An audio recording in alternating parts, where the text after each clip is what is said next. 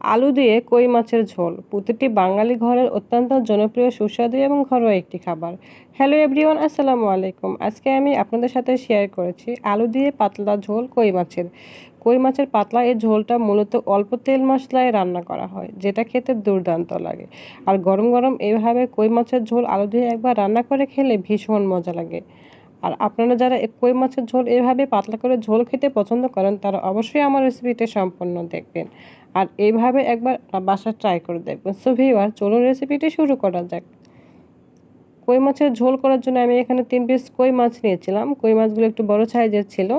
তারপর আমি দিয়ে দিয়েছি এখানে লবণ, গুঁড়া মরিচ এবং গুঁড়া হলুদ দিয়ে দিয়ে সবগুলো উপকরণ খুব ভালো করে মিশিয়ে নেব।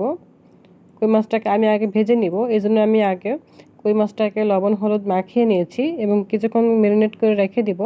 প্রায় 5 মিনিটের জন্য ম্যারিনেট করে দিয়েছি। তারপর নিয়েছি আলু, যেহেতু আলু দিয়ে পাতলা ঝোলটা করব। তারপর নিয়েছি এখানে পেঁয়াজ কুচি এবং কাঁচা মরিচ। তারপরে একটা কারি প্যানের মধ্যে আমি দিয়ে দিব পরিমাণ মতো তেল। তেলটা যখন গরম হয়ে আসবে তখন দিয়ে দিব আলুগুলো দিয়ে দিব সামান্য পরিমাণ হলুদ এবং তার সাথে দিয়ে দিব কিছু পরিমাণে গুঁড়া মরিচ।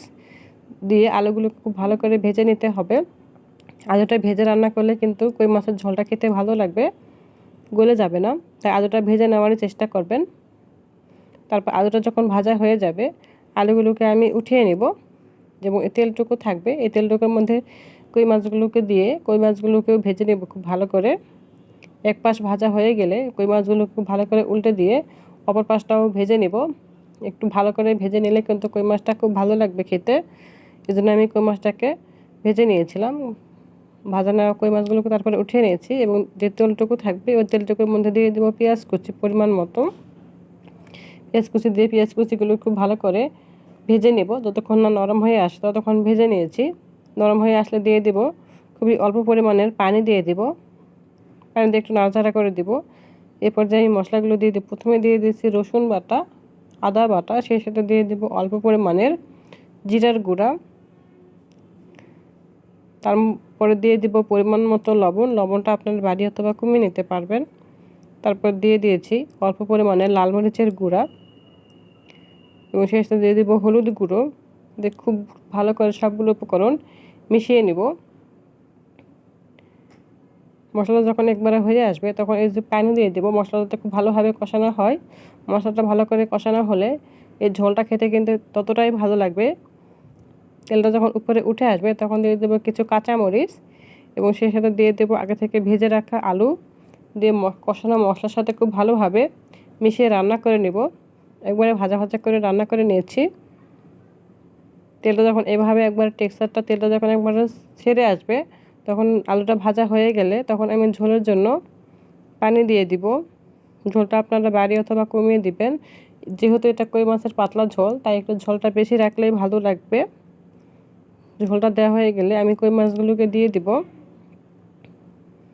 কই মাছগুলো দিয়ে ঢাকনা দিয়ে ঢেকে রান্না করে নিব।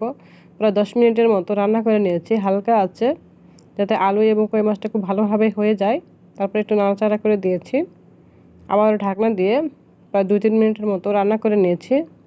2-3 মিনিট পরে ঢাকনা উঠিয়ে একটু নাড়াচাড়া করে দিলেই কই মাছের ঝোলটা কিন্তু হয়ে যায়। নামানোর আগে দিয়ে দেবো কিছু ধনিয়া পাতা কুচি এবং শেষে দিয়ে দিব কিছু ভাজা জিরের গুঁড়া। দিয়ে চুলাটা অফ করে দিব। আর এইভাবে কিন্তু কই মাছের ঝোলটা খেতে অত্যন্ত মজা লাগে। তারপর আমি পরিবেশনের জন্য উঠিয়ে নিব। আলু দিয়ে কই মাছের পাতলা ঝোল রেসিপি ভীষণ মজার একটা রেসিপি। আপনারা যদি এইভাবে কখনো না খেয়ে থাকেন তাহলে অবশ্যই আমার রেসিপিটি ফলো করে বাসায় একবার ট্রাই করে দেখবেন। খুবই অল্প মশলায় অত্যন্ত মজার একটা রেসিপি হয়। সো ভিউয়ার্স, দেখতেই পাচ্ছেন কতটা লোভনীয় হয়েছে আমার আজকের রেসিপিটি ভালো লেগে থাকলে অবশ্যই আমার চ্যানেলটাকে সাবস্ক্রাইব করবেন। এর সাথে পাশে থাকা বেল আইকনটি বাজিয়ে দেবেন। Thank you watching my video.